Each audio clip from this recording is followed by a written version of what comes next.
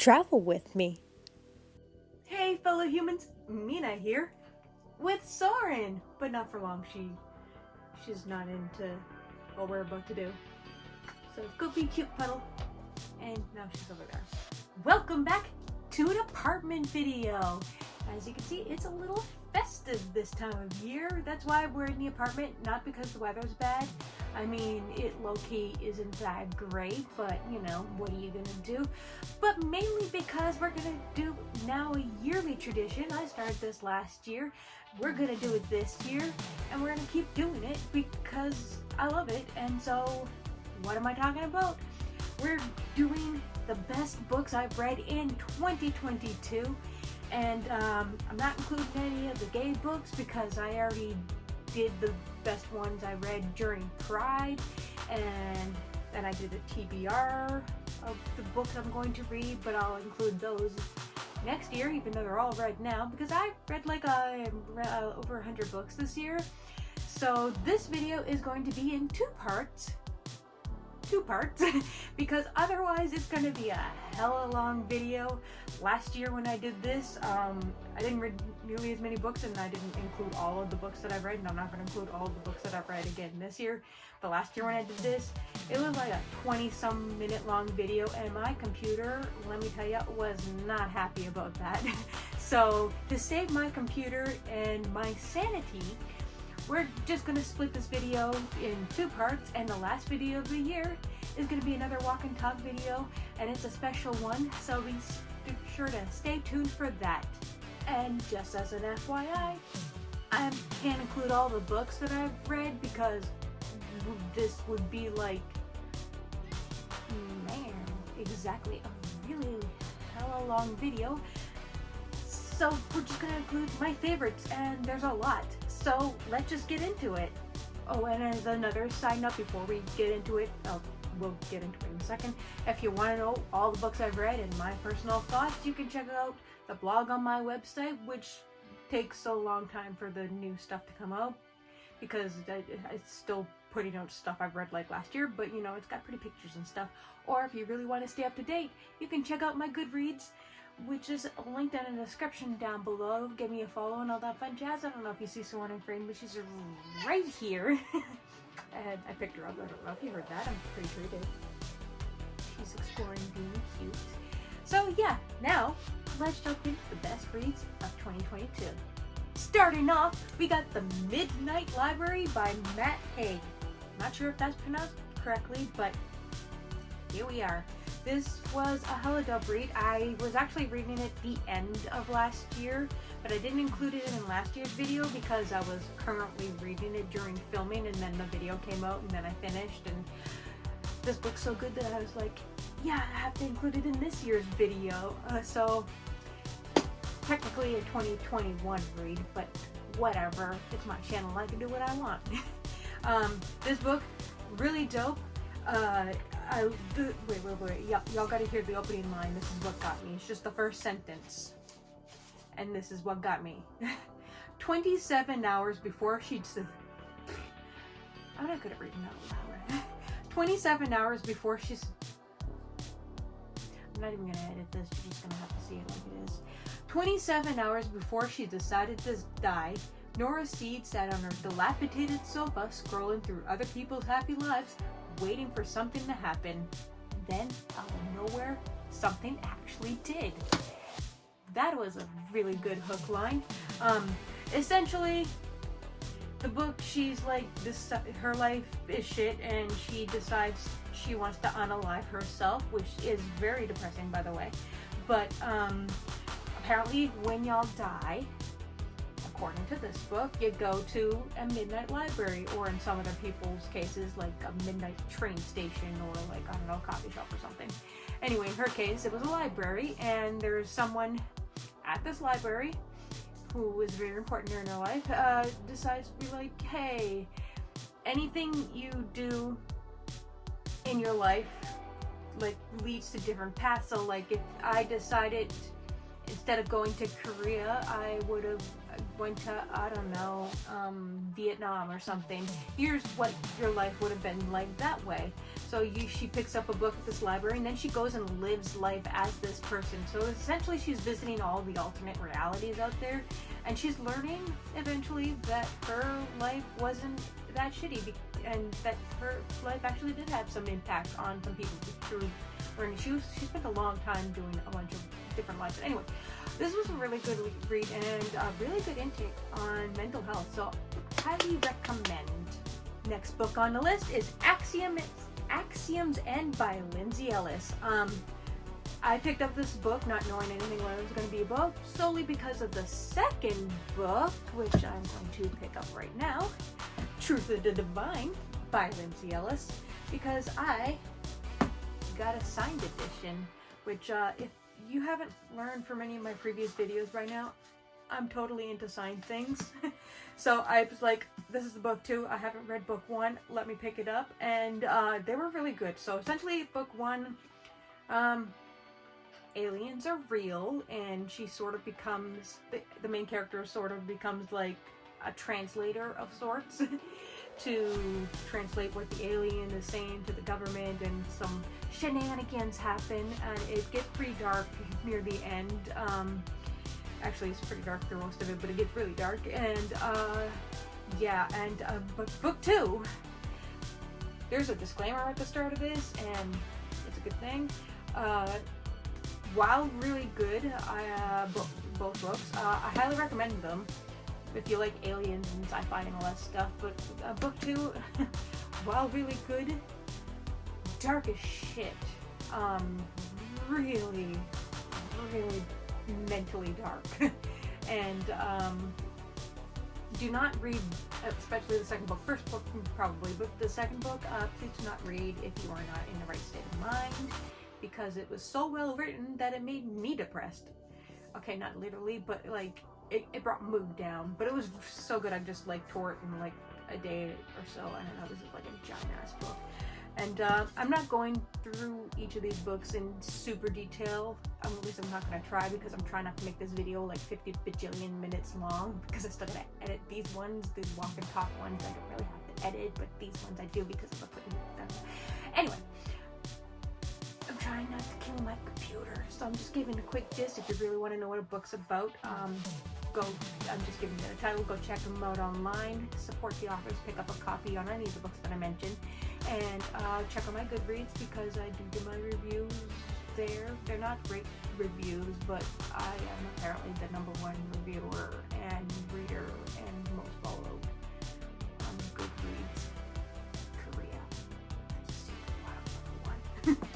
But yeah, aliens, if you're into aliens and some dark content and probably some dark humor, these 2 books are for you.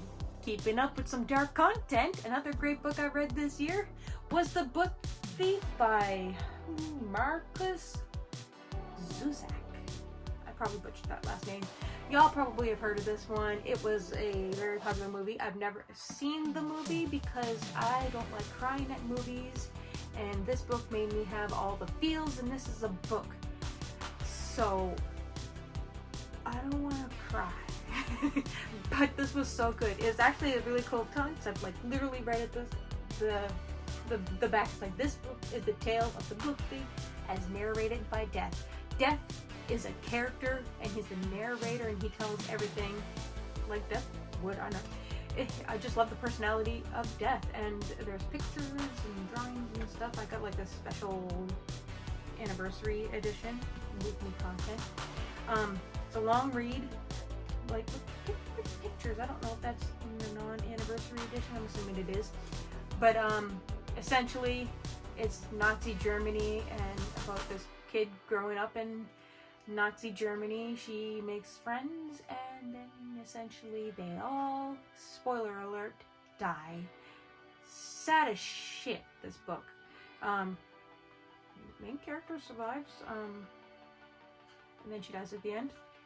Spoilers, but like, I'm sure if you've seen the movie, I think the movie came out in like 2013. I've never seen the movie again, because I don't like falling at movies, and this book made me like swell up. I'm not watching a movie. I like myself too much for that. But this was a really, really good read, and I highly recommend, even if it's sad as shit. Next book on our list came out this year. So, this year. I'm Glad My Mom Died by Jannette McCurdy. I'm sure y'all heard of this book. It's a memoir kind of thing. It made headlines because of the title, and you know what, honestly, too. You know, after reading this book, not that I wish death on anyone, but like, she went through some shit, and I gotta say, she's found her true calling in writing. I was never, if you don't know who she is, she became famous on a Nickelodeon show called iCarly. She never wanted to do acting, according to the book, and but her mom like thrust her into all this stuff. And anyway, her big break was through a show called iCarly.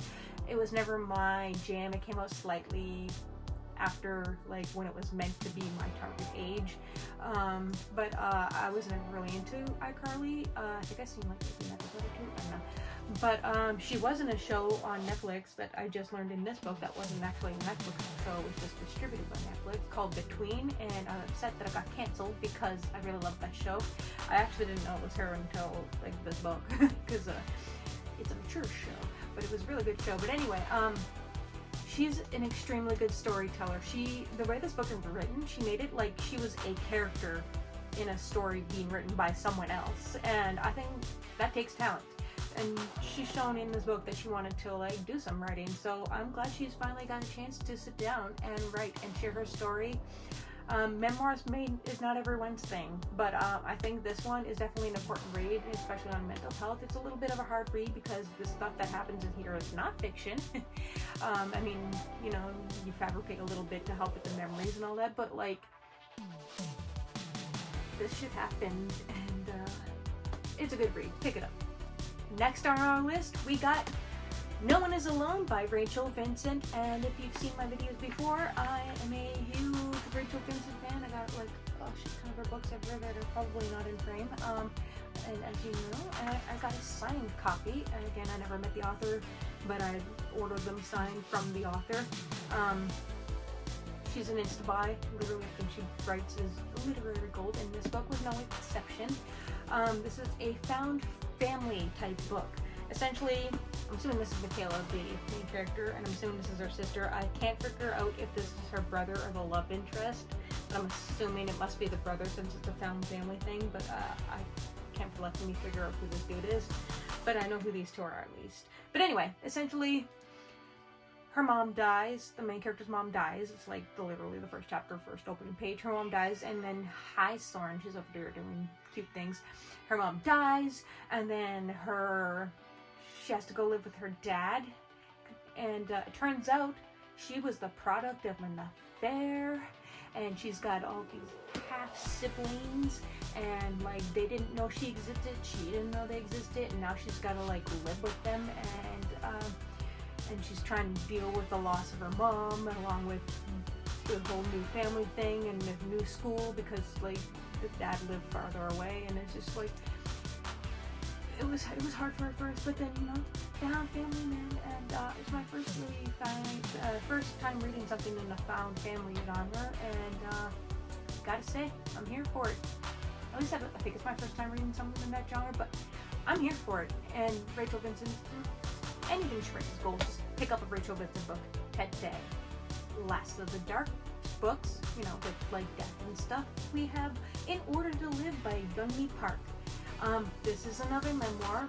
It's not written as stylized as the just previously mentioned one, but this is still an important read. I actually saw her TED Talk a few years ago. I didn't realize it was her until I like picked up this book. But anyway, essentially a North Korean girl defected. Is that the word? Defector? Anyway, she escaped North Korea, and this shows the hardships that she went from getting to China, then to South Korea, and the life that she lived, and she did pretty good for herself. And, I mean, there's some dark shit, and if you want to get a little insight on what North Korea is like, this is the book, and what they view South Korea, because even South Koreans don't really know, and it was a really interesting read. Next, we have a box set. Ow, it hurt. This is the Uglies series. We got Uglies, Pretties, Specials, and Extras. The first 3 books are a trilogy, and they all have the same main character. And the last one is in the same universe, but takes place some years later. And the main character from the first book does appear in this one, but she's not a main character. She's like a secondary one. So this is like a bonus, which I guess is why it's called Extras. I mean, they do explain why it's called Extras in the book. But anyway, this is a really cool YA dystopian series. Super cool concept. Essentially, in the world of Uglies, like people like me and you would be considered ugly. And because we don't have like the perfect symmetricalness of our faces and shit. And anyway, when you turn 16, you get an operation that essentially makes you pretty. And long story short, because this is a whole last series, as you can tell, and I highly recommend this series because the world building is just really cool, and they use some like futuristic lingo, like, oh my god, it's dizzy making, it's hungry making, you know, it's a little stupid, and it does kind of get a little annoying, but I love the world building anyway, and everything that's in this, it's just cool, futuristic, dystopian stuff. Like our current age that we're living in right now, these people would call rusties, and then we just like fucked ourselves up and ended up doing what happened in this book. But anyway, she's she wants to become a pretty, but then something happens and she has to like go out of town and do some stuff, and then they force her to become a pretty, and they learned there's a secret that if you become a pretty, they actually, when they do the operation, they do some lesions in your brain that makes you kind of comply, or it's I don't want to give away too much. I'm already giving away some really key things in the next book. So anyway, essentially, you're ugly, you turn 16, they make you pretty. But is it really pretty? You be the judge. Check out this series today. Oh, it's by Scott Westerfeld, by the way. I forgot to mention that. Yeah, here you go. Next up, we have Sapiens, A Brief History of Humankind by Yuval Noah Harari. Sorry, I just completely butchered the pronunciation and the name and everything. But this is a brief history, and this is, I don't really read nonfiction books, and it's not a memoir or anything, obviously. I don't really read nonfiction books often, but I highly recommend this one, but I recommend taking your time because there is a lot of information. It's brief, but it still could be a lot bigger because, you know, humankind has been around for like a hot minute. So, he's got some really interesting hot takes. Well, maybe not hot take, I think he's pretty neutral through the whole thing, but he's got some pretty interesting takes on us humans. Like, did you know there was 6 different species of humans at one time? And obviously ours is the dominant species, and we just like murdered everyone because that's what we do best. So anyway, if you're looking for a nonfiction read, give this one a read because now I feel smarter. Okay, second to last book on the best reads of 2022 for this video, we got Ben Pick's debut novel, which just came out this year, by the way, Falling Through and Into the Void, Book 1, which, by the way, Book 2, I believe, just came out. I had it pre-ordered. It takes a while to come to Korea, so I can't say for sure, but it should be out soon if it's not already out by the time this video comes out. But yeah, anyway, Book 2 is coming out, so when you pick up this one, which you should, make sure to pick up Book 2 because, you know, you're going to want to know what happens next like I do. But anyway, look at this cover. It's gorgeous. I love this cover. Essentially, there's time travel, there's magic, I think it's magic, there's superhuman powers and monsters and friendship, and it's just a really good debut novel. And like, it was a good read start to finish. You get like Derek, the main character, and there's some other main characters like Tracy and Rachel. I love a good Rachel name, really. If you want to read some like sci-fi, I think it's sci-fi. I'm not really good at telling genres, to be honest. But there is time travel. If you like good time traveling, alternate reality stuff, this is a great book for you. And finally, we have another debut novel, Queendom of Chaos by Megan Aldridge. Look at this cover. This is also a series. This is book 1. Book 2 is not out yet, but it's being edited, and I have, you probably can't see it in the frame. I don't know if you can, but if you can, there's a hardcover. I have the hardcover of this. This one is actually not the hardcover, obviously, but it's signed, because I like signed things.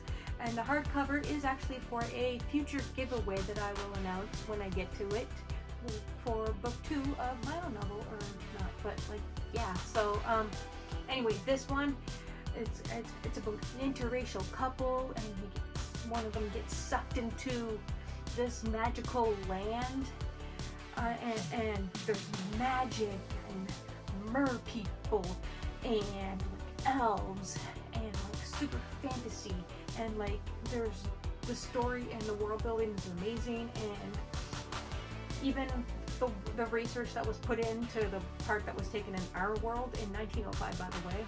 Imagine being a black guy in an interracial couple with a white girl in 1905.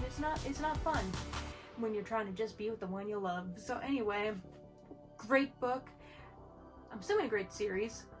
Actually, I know it's going to be a great series because I read this one. And also, side note, she was the proofreader for South, and she also, Megan Aldridge, just released her own publishing company where, you know, if you want to hire beta readers or copy editors or any kind of editors and proofreaders and all that fun stuff, Written Blessings Publishing, links to that are in the description down below if you're looking for some new help.